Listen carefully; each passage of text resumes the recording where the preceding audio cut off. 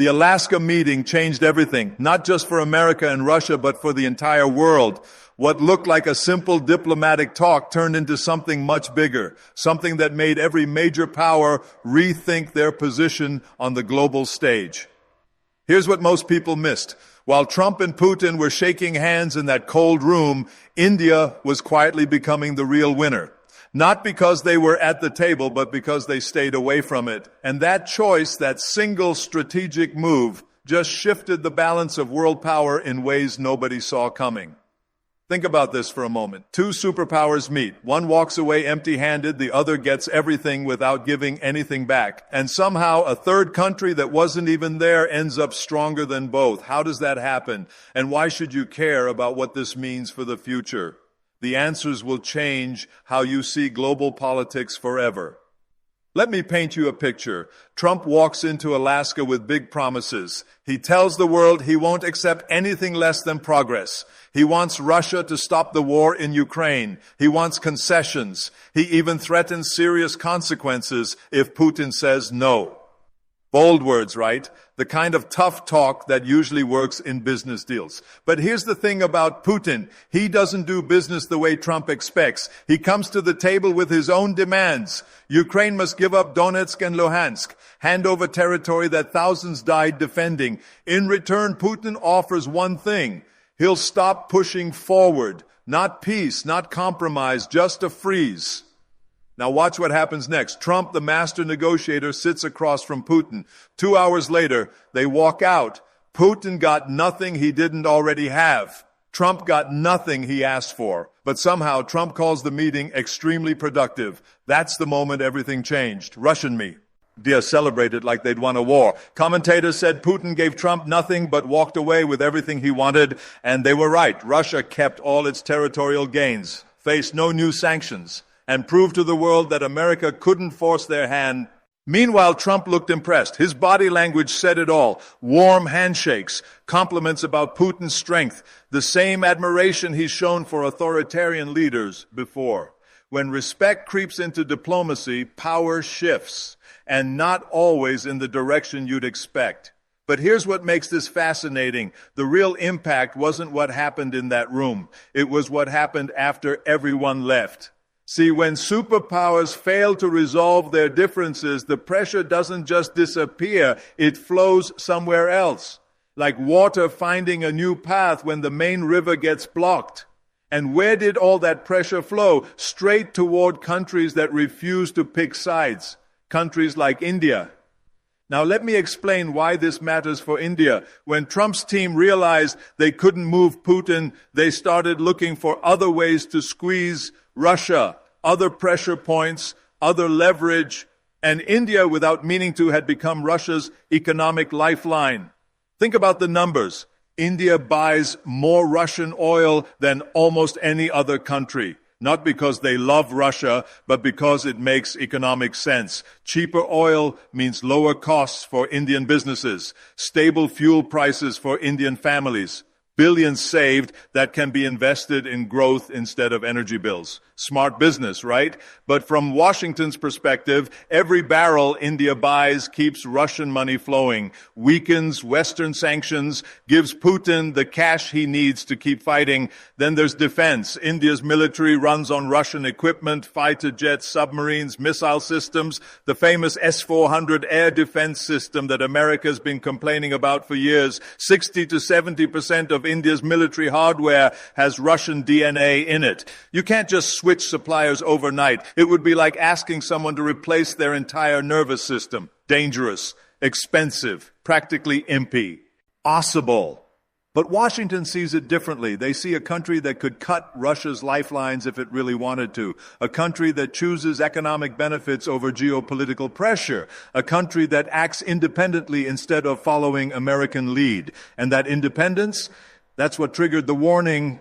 Shortly after Alaska, Trump's team floated an idea, a threat, really. If Russia won't bend, maybe it's time to pressure Russia's friends, starting with India. We're talking about sanctions that could hit 50% of India's economic connections with America. 50%. Let that sink in. Not because India invaded anyone, not because India broke international law, but because India refused to abandon relationships that serve its national interests. Now, why would America even consider this? Simple. Leverage works both ways. America knows that India's economy depends on several key relationships: technology partnerships with Silicon Valley, service exports worth over $150 billion annually, investment flows that keep Indian markets stable, defense cooperation that helps balance China's rise. Cut those connections and India feels immediate pain. Stock markets drop, currency weakens, inflation rises, economic growth slows. The theory is simple. Make independence expensive enough, and countries will choose alignment instead. But here's what Washington might be missing. This isn't the 1990s anymore. India isn't the same country that had to pledge gold reserves just to pay for basic imports. Today's India has options, real options. Let me break down what sanctions would actually mean.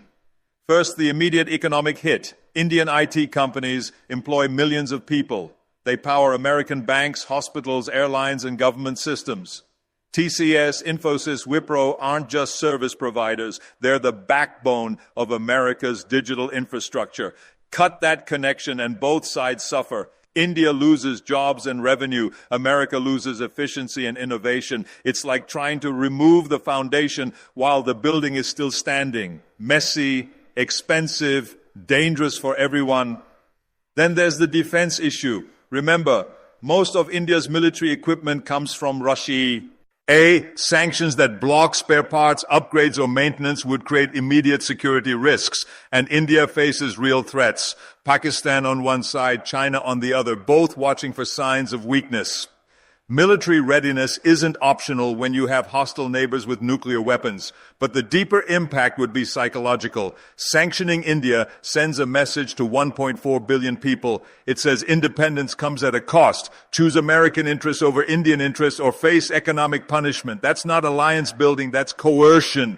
And here's what makes this dangerous for America. India isn't just another country anymore. It's the world's fifth largest economy, the fastest growing major market, the demographic center of global growth for the next 3 decades. Sanctioning India wouldn't just hurt India. It would hurt American companies that depend on Indian talent, American consumers who benefit from Indian innovation, American strategic interests that need Indian partnership to balance China. So what would India actually do if sanctions came? Let's look at the options. Option 1 is compliance. India could bend to American pressure, scale back Russian oil purchases, delay defense deals, align more closely with Western positions on Ukraine. The benefit? Avoid economic pain. Keep access to American markets and technology. Maintain the strategic partnership that helps counter China. The cost? Sovereignty. Because once you bend to pressure, you set a precedent. Tomorrow it might not be about Russia. Tomorrow it could be about China or Iran or any relationship that America disapproves of. For a country that built its modern identity on strategic autonomy, that's a steep price. Option 2 is defiance. India could double down on independence, increase Russian oil imports, deepen defense cooperation, signal to Washington that India doesn't take orders from anyone. The benefit? Credibility, showing the world that India can't be bullied, strengthening relationships with countries that respect Indian sovereignty. The cost? Economic damage that could slow growth, hurt the middle class, and undermine development goals, plus the risk of pushing America toward deeper partnership with Pakistan or other regional rivals.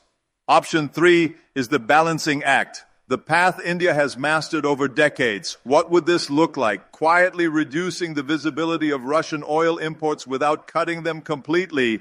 Diversifying energy sources to include more Middle Eastern, African, and American suppliers. Expanding trade relationships across Europe, Southeast Asia, and Latin America. In defense, accelerating domestic production under Make in India programs. Gradually reducing dependency without abandoning strategic relationships. Building indigenous capability that makes foreign pressure less effective. And diplomatically, positioning India as the mediator, the country that talks to everyone when others can't, the bridge between competing power blocks. This third option is most likely. Why? Because it preserves independence while avoiding direct confrontation. It turns pressure into opportunity by forcing India to become more self-reliant and globally connected at the same time. But here's the key insight. Whichever path India chooses, it won't be choosing from weakness. For the first time in centuries, India has real leverage, economic leverage because the world needs Indian markets and talent, strategic leverage because no Indo-Pacific balance works without India, demographic leverage because India represents the future of global growth. That's what the Alaska meeting revealed, not just that America couldn't force Russia to bend, but that America might not be able to force anyone to bend anymore, at least not without paying a serious price. Let me show you what I mean. 30 years ago, India was economically fragile, dependent on foreign aid, technologically backward, militarily weak. When the Gulf War sent oil prices soaring, India almost went bankrupt, had to borrow against gold reserves just to import basic necessities. That India could be sanctioned easily, forced into compliance, made to choose sides. Today's India is completely different, fifth largest economy in the world, projected to be third largest within a decade, leading in digital payments, space technology, pharmaceutical production, home to some of the world's most valuable companies and innovative entrepreneurs. This India has options. Sanctions from America.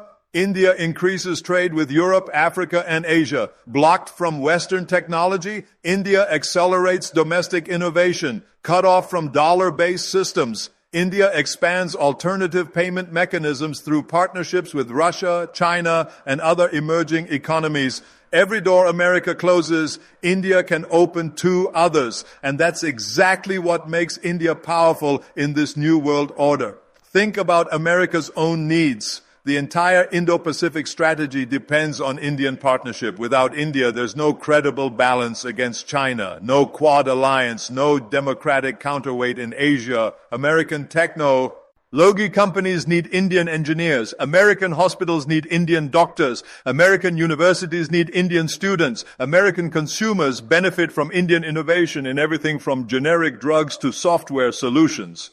Sanctioning India doesn't just hurt India. It weakens America's own strategic position. That's the paradox Washington faces. The more pressure they apply, the more they risk pushing India toward the very countries they're trying to isolate. Russia, China, Iran, countries that would welcome closer ties with the world's fastest growing major economy. Now let's zoom out to the bigger picture. What we're witnessing isn't just about oil or defense or sanctions. It's about the emergence of a multipolar world, a world where no single country can dictate terms to everyone else. For 70 years, global politics worked on a simple principle. America sets the rules, allies follow them, enemies get isolated or punished. That system is breaking down, not because America is weak, but because other countries are strong enough to chart their own paths. India is the perfect example, big enough to resist pressure, connected enough to have alternatives, confident enough to prioritize its own interest over external demands. And the Alaska meeting made this crystal clear. When America couldn't get what it wanted from Russia, the natural response was to look for other pressure points, other ways to achieve the same goal. But what if those pressure points have their own power, their own interests, their own ability to push back? That's the new reality. Countries like India aren't satellites anymore. They're independent poles in a multipolar system. And sanctions? Sanctions are a tool from the old world. They work when you're dealing with small, isolated, dependent countries. They become dangerous when you use them against countries that have other options. Because here's what happens when you sanction a rising power. You don't weaken them, you force them to become more self-reliant, more innovative, more connected to alternative networks. Look at Russia after 2014. Sanctions forced them to develop domestic capabilities they never had before, strengthened ties with China, India, and other non-Western countries, created alternative financial systems that reduced dependence on Western institutions. Did sanctions stop Russia? No. They made Russia more independent. The same thing could happen with India. Sanctions might cause short-term pain, but they'd also accelerate India. as journey towards strategic autonomy, force faster development of domestic industries, push deeper integration with non-Western economies. In 5 years, India could emerge stronger, more self-reliant, and less dependent on American approval. Is that really what Washington wants? Here's what I think is really happening. The Alaska meeting wasn't just about Ukraine. It was a test of American influence in the New World Order. Can America still force other countries to follow its lead? Can pressure still work the way it used to?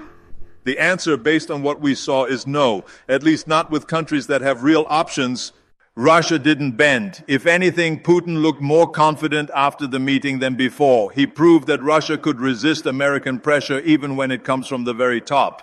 And now, by threatening India, America risks proving the same point again, that pressure campaigns against strong, independent countries often backfire. Because here's the thing about India. Every crisis has made it stronger. The 1962 war with China led to military modernization. The 1991 economic crisis led to liberalization and growth. The 2008 financial crisis led to deeper domestic markets. If sanctions come, they'll just be the next crisis that forces India to innovate, adapt, and emerge stronger. That's not weakness. That's resilience. And resilience in the 21st century is the ultimate form of power. So, what's the real lesson from Alaska? It's not about who won or lost in that meeting room. It's about what the meeting revealed about how power works in today's world. Old power was about domination, making other countries do what you want through threats and pressure. New power is about options, having enough alternatives that no one else can control your choices. India has those options now. Economic options through diversified trade relationships, strategic options through multiple partnerships, technological options through domestic innovation. That's why India emerged as the real winner from Alaska, not because they were at the meeting, but because they didn't need to be there. They're strong enough to chart their own course, connected enough to have alternatives, confident enough to resist pressure. And that independence, that's not just good for India, it's good for the world. Because a multipolar world with multiple centers of power is more stable than a unipolar world where one country tries to control everything. It's more innovative because different countries can try different approaches. It's more resilient because no single point of failure can bring down the entire system.